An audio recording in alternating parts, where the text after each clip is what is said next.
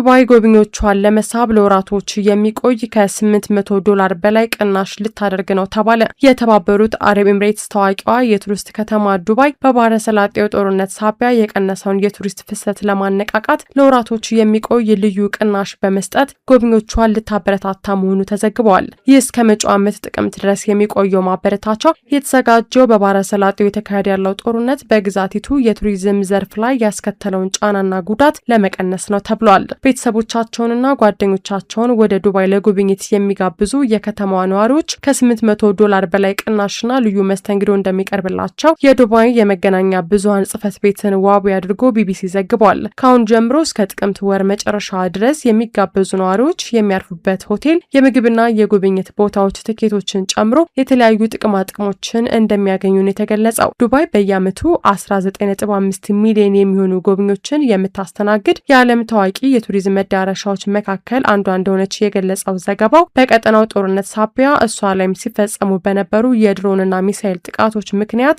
የቱሪስት ፍሰቷ በከፍተኛ ሁኔታ መቀነሱን አመላክቷል። ባለፈው ሚያዝያ ወር የተኩስ አቁም ከተደረሰ በኋላ የተወሰኑ ጎብኚዎች መመለስ ቢጀምሩም የቀድሞው የቱሪስት ፍሰት ግን ገና አልተመለሰም ነው የተባለው። በዚህም ምክንያት የዱባይ መንግስት በጦርነቱ የተጎዱ የንግድ ተቋማትን ለመደገፍ $400 ሚሊዮን የድጋፍ ፓኬጅ ማቅረቡም ተመላክቷል።